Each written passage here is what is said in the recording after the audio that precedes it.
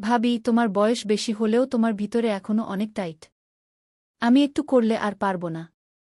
ভাবি, তোমার ভিতরে এত গরম কেন? আমার এটা তো পুড়ে যাবে। তোমার ভিতরে কি পানি ছেড়ে দিব? আমার নাম রোহান এবং আমার বয়স ২২ বছর। আমার বাড়িতে আগে মোট ৪ জন ছিলাম, আমি, আমার বাবা মা এবং আমার বড় ভাই। আমাদের জীবন শান্ত এবং ভারসাম্যপূর্ণ ছিল। কিন্তু যখন ভাবি আমাদের বাড়িতে এলেন, আমাদের ছোট্ট দুনিয়ায় আরও একজন সদস্য যোগ হয়ে গেল এবং এখন আমরা ৫ জন হয়ে গেছি। আমার ভাবি অত্যন্ত সুন্দরী ছিলেন। তার গোড়ার্না ত্বক এবং কালো চুল তার সৌন্দর্যকে আরও বাড়িয়ে দিত। যখন তিনি হাসতেন, মনে হতো তার হাসিতেই পরিবেশ আনন্দময় হয়ে উঠেছে। তার হাসি এত মোহনীয় ছিল যে সামনের মানুষটি তার দিকে আকৃষ্ট হয়ে যেত। সময়ের সাথে সাথে আমার এবং ভাবির মধ্যে একটি আলাদা বন্ধন তৈরি হয়ে গেল। আমি তার সাথে অনেক মজা করতাম এবং তিনি কখনো এমন অনুভব হতে দেননি যে আমি তার চেয়ে ছোট বা কোনো আনুষ্ঠানিকতা আছে। তিনি আমার ভাবি ছিলেন, তাই তার সাথে মজা করা এবং তাকে টিটকারি দেওয়া আমার অধিকার বলে মনে হতো। মজার বিষয় হল, তিনিও এসব বিষয়কে অনেক ভালোবাসা এবং মজার ছলে নিতেন। অনেক সময় তিনি আমাকে এমন কিছু করতে বলতেন যা আমি কখনো ভাবতেও পারতাম না। তার কথা মেনে কিছু আলাদা করতে মজাও লাগত। মনে হতো তিনি যদি কোনো বাজারে থাকতেন, সবার নজর তার দিকে থাকত। তার যত্ন নেওয়ার ভঙ্গিও ছিল খুব বিশেষ। তিনি আমার ছোটখাটো কাজের খেয়াল রাখতেন এবং আমার পছন্দ জিজ্ঞাসা করতেন। একদিন বাড়িতে আমাদের দুজন ছাড়া আর কেউ ছিল না। বাকি সবাই বাড়ির কাজে ব্যস্ত ছিল এবং ভাবি মেঝে পরিষ্কার করছিলেন। আমি গোসল করে বাথরুম থেকে বেরিয়ে এসে আমার ঘরের দিকে যাচ্ছিলাম, হঠাৎ আমার পা পিছলে গেল। আমি দ্রুত মেঝেতে পড়ে গেলাম। পড়ার সময় একটু জোরে শব্দ হল এবং ভাবি তৎক্ষণাৎ আমার দিকে দৌড়ে এলেন। ভাবি আমাকে তুলতে চেষ্টা করলেন, কিন্তু সম্ভবত মেঝে ভিজে ছিল, তাই তারও পা পিছলে গেল এবং তিনি সরাসরি আমার উপর পড়ে গেলেন। এখন আমরা দুজনেই মেঝেতে ছিলাম এবং তার চোখ সরাসরি আমার চোখের মধ্যে আটকে গেল। মনে হল যেন সময় থেমে গেছে। আমরা দুজনেই একে অপরের চোখের দিকে তাকিয়ে রইলাম। প্রায় ২ মিনিট আমরা এই অবস্থায় ছিলাম, তারপর হঠাৎ দুজনেই একে অপরকে সাহায্য করে উঠে দাঁড়ালাম। আমি ধীরে ধীরে আমার ঘরের দিকে চলে গেলাম।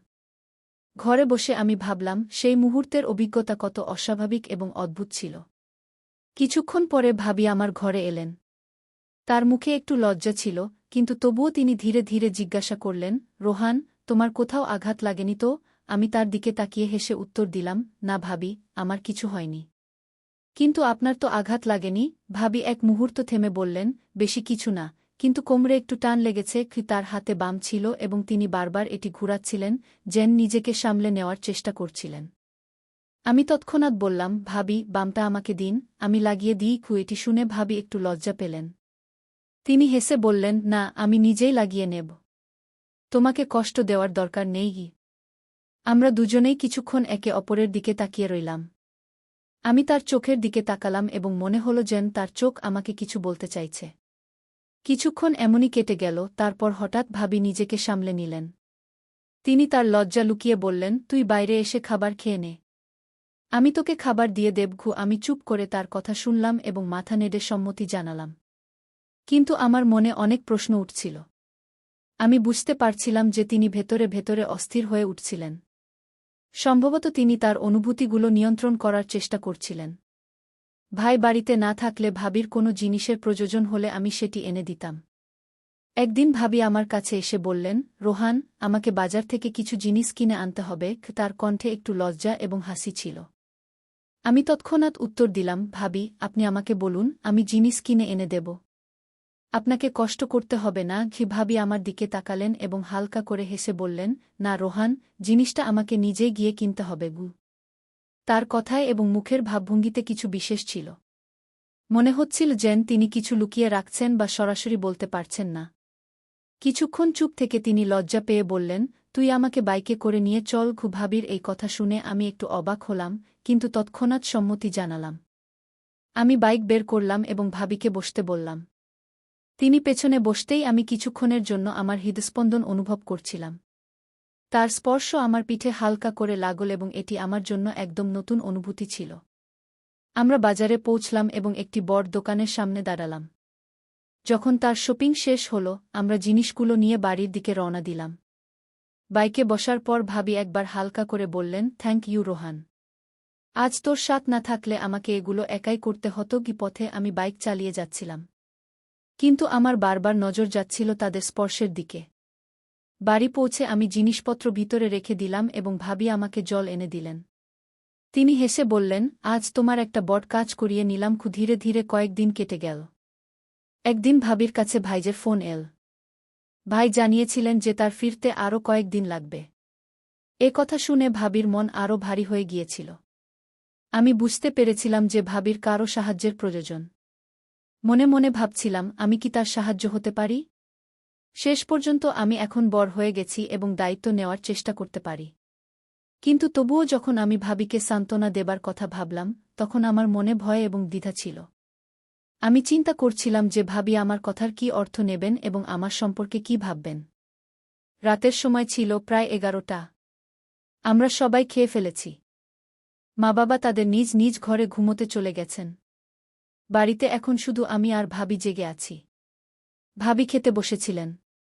আমি দেখলাম তিনি কিছুটা বিষণ্ণ এবং অসুস্থ দেখাচ্ছেন। আমি ধীরে ধীরে জিজ্ঞাসা করলাম, ভাবি কি হয়েছে? আপনি কিছুটা অস্বস্তিতে দেখাচ্ছেন। ভাবি মৃদু কণ্ঠে বললেন, কিছু বিশেষ নয়, শুধু একটু টেনশন।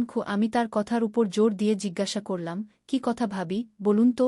ভাবি আমার দিকে তাকালেন, যেন কিছু বলতে চাইছেন, কিন্তু শুধু এতটুকু বললেন, এখন নয়, যখন মা বাবা ঘুমিয়ে পড়বেন তখন তুমি ছাদে চলে আসবে। আমার তোমার সাথে একটা জরুরি কথা আছে। যখন ভাবি আমাকে ছাদে ডাকলেন, তখন আমার মনে অনেক প্রশ্ন জেগে উঠল। এই ভাবনা যে ভাবি আমার সাথে কিছু গুরুত্বপূর্ণ কথা বলতে চাইছেন, আমাকে কিছুটা উত্তেজিত এবং কৌতূহলী করে তুলছিল। রাত 11টা বাজে।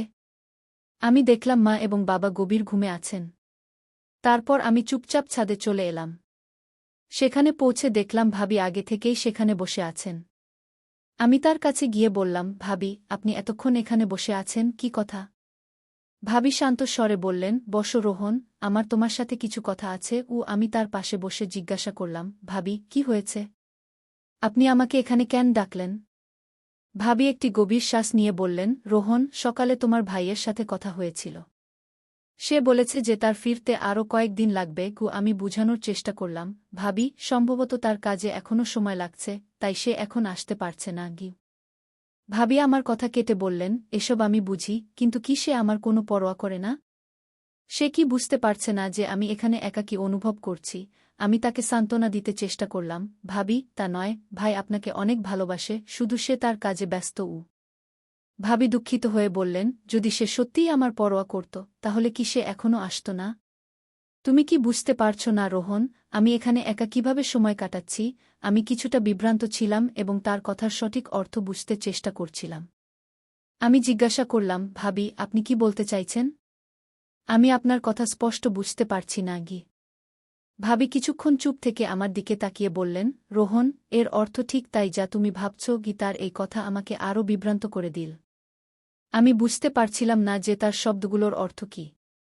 যখন ভাবি আমার সাথে কথা বলছিলেন, তিনি আমার খুব কাছাকাছি এসে বসলেন। তারপর তিনি হেসে জিজ্ঞাসা করলেন, রোহন, আমাকে একটা কথা বল, তোমার কি কোনো গার্লফ্রেন্ড আছে? আমি মাথা নেড়ে উত্তর দিলাম, না, আমার কোনো গার্লফ্রেন্ড নেই। ভাবি হেসে বললেন, কি বলছ তুই? যখন আমি তোমার বয়সের ছিলাম, তখন আমার 3-4টি বয়ফ্রেন্ড ছিল। তার এই কথা শুনে আমি চমকে গেলাম। ভাবি আমার অবাক হওয়া দেখে তাড়াতাড়ি বললেন, অরে, মজা করছি, এত সিরিয়াস হয়ে গেলে কেন? আমি কিছুটা স্বস্তি নিয়ে বললাম, ভাবি, আপনি এমন কথা বলছেন, এটা আমাকে ধাক্কা দিয়েছে। ভাবি হেসে বললেন, 3-4টা শুধু নামই ছিল, আসলে প্রেম তো আমি শুধু একজনের সাথেই করেছিলাম। আমি কিছুটা হেসে জিজ্ঞাসা করলাম, তাহলে আপনি তার সাথে বিয়ে করলেন না কেন? ভাবির মুখে একটু বিষণ্ণতা দেখা দিল। তিনি বললেন, আমি তাকে বিয়ে করতে চেয়েছিলাম, কিন্তু সে মানা করে দিল। কিছুক্ষণ চুপ থেকে ভাবি আমার দিকে তাকিয়ে যোগু আমি কিছু সময় কাটাতে পারি। আমার এই কথা শুনে ভাবি হেসে উঠলেন এবং বললেন, ঠিক আছে, তাহলে কখন সকাল হয়ে গেল, আমাদের খেয়ালই হয়নি। ভাবি বললেন, গত রাতটি আমার জীবনের সবচেয়ে স্মরণীয় রাত হয়ে উঠল। আমি আজ পর্যন্ত কখনো এত ভালো অনুভব করিনি। এরপরে যখন ভাই বাড়িতে থাকতেন না, আমি ভাবির পুরো সাহায্য করতাম এবং ভাবিও খুশি থাকতেন। কিন্তু এই সময় আমার মনে বারবার একটি প্রশ্ন উঠছিল, এই সম্পর্কটি কি ঠিক? আমরা কি এই বন্ধনকে সমাজের চোখ থেকে লুকিয়ে রাখতে পারি? আমি ভাবির সাথে এই বিষয়ে খোলাখুলি কথা বলার সিদ্ধান্ত নিলাম। এক রাতে যখন আমরা আবার ছাদে ছিলাম, আমি আমার মনের কথা বললাম, ভাবি, আপনার কি মনে হয় না যে আমাদের এই সম্পর্ক নিয়ে ভেবেচিন্তে এগিয়ে যাওয়া উচিত? ভাবি আমাকে দেখে একটি গভীর শ্বাস নিয়ে বললেন, রোহন, আমি জানি এটা সহজ নয়, কিন্তু আমি চাই আমরা এই সম্পর্কটি আমাদের খুশির জন্য যাপন করি, সমাজের চিন্তা না করে। তার কথা শুনে আমার একটি অদ্ভুত বিশ্বাস জন্মাল। আমি অনুভব করলাম যে আমাদের অনুভূতি এবং একে অপরের প্রতি আকর্ষণ কোনো সামাজিক বন্ধন থেকে অনেক বেশি গুরুত্বপূর্ণ ছিল। এখন যখনই আমি ভাবির সাথে সময় কাটাই, আমি একটি নতুন শক্তি এবং খুশি পাই।